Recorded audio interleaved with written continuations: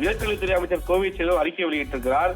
மக்களாட்சியும் மாநிலங்களின் கல்வி சுயாட்சியும் சிதைக்க நினைக்கும் ஒன்றிய பாஜக அரசிற்கு எதிராக ஒன்றாக நின்று போராட வேண்டிய நேரம் இது. மாநில அரசு இதுவரை உருவாக்கி வளர்த்து வைத்துள்ள பல்கலைக்கழகங்களை எல்லாம் பல்கலைக்கழக நிதிநிலை நல்கை குழு UGC வாயிலாக கைப்பற்றி நமது கல்வி வளர்ச்சியை தடுக்க முயல்கிறது மோடி அரசு. மக்களால் தேர்ந்தெடுக்கப்பட்ட மாநில அரசு உருவாக்கிய பல்கலைக்கழகங்கள் மீது மாநில அரசுக்கு எந்த உரிமையும் கிடையாது என கூறுவது சர்வாதிகார ஆணவம் அன்றி வேற என்ன மாநில அரசுகளை மிரட்டி பார்க்கும் ஆதிக்கம் நடவடிக்கை இது என தெரிவித்திருக்கிறார். மேலும் கல்வி சார்ந்த உரிமைகள் அரசமைப்பின் ஒத்திசைவை பட்டியலில் உள்ள போது மாநில அரசுகளை கலந்தாலோசிக்காமல் தன்னிச்சையாக UGC அறிவிப்பை வெளியிட்டிருப்பது அதன் அதிகார வரம்பை மீறி அத்துமீறல் நடவடிக்கையை கல்வி சார்ந்த வழிகாட்டிகளையும் வழங்கக்கூடிய UGC ஒன்றிய அரசின் கைப்பாவையாக மாறியிருக்கிறது என தெரிவித்திருக்கிறார்.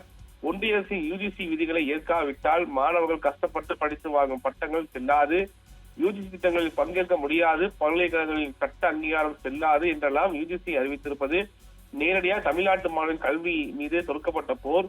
மோடி அரசின் உதயமின் திட்டத்தை கையெழுத்திட வேண்டும் என மிரட்டிய போது முந்தைய அதிமுக அரசு கையெழுத்திட்டது. அதன் விளைவுகளை இப்போ சந்தித்துக் கொண்டிருக்கிறோம். தேசிய கல்விக் கொள்கை கையெழுத்திடாவிட்டால் நிதித்தர மாற்றம் விதிகளை வகுக்கிறார்கள்.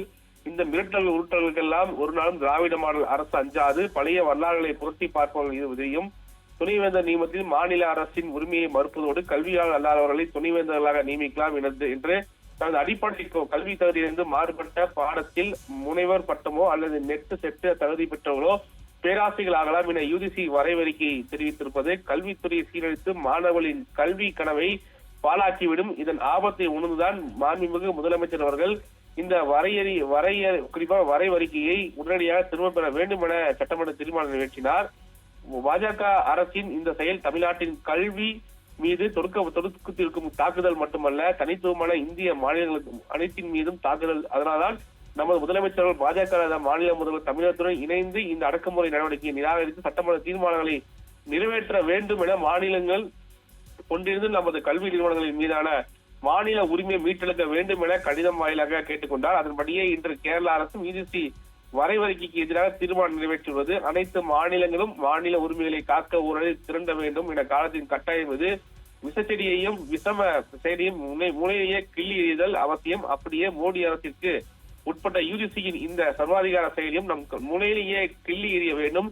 மாநில அரசின் அதிகாரத்தை நீக்கி கூட்டாட்சி குடிப்பறிக்கும் UGC வெளியிட்ட வரைவு அறிக்கையை உடனடியாக திரும்ப பெற வேண்டும். இதனை திரும்ப பெறும் வரை திராவிட மாடல் அரசும் தமிழ்நாட்டு மக்களுக்கு தங்களது எதிர்ப்பில் இருந்து ஒரு நொடியும் பின்வாங்க மாட்டார்கள். மாநில உரிமைகளை பறிக்க நினைக்கும் மோடி அரசிற்கு எதிராக ஒன்றப்படுவோம், மீட்டெடுப்போம், நமது கல்வி உரிமை நிலைநாட்டுவோம், ஆன்மீக சுயாட்சியை நிலைநாட்டுவோம் என உயர்கல்வித்துறை அமைச்சர் கோவை செல்வம் அவர்கள் இந்த அறிக்கை வெளியிட்டிருப்பது மிக முக்கிய ஒன்றாக பார்க்கப்படுகிறது.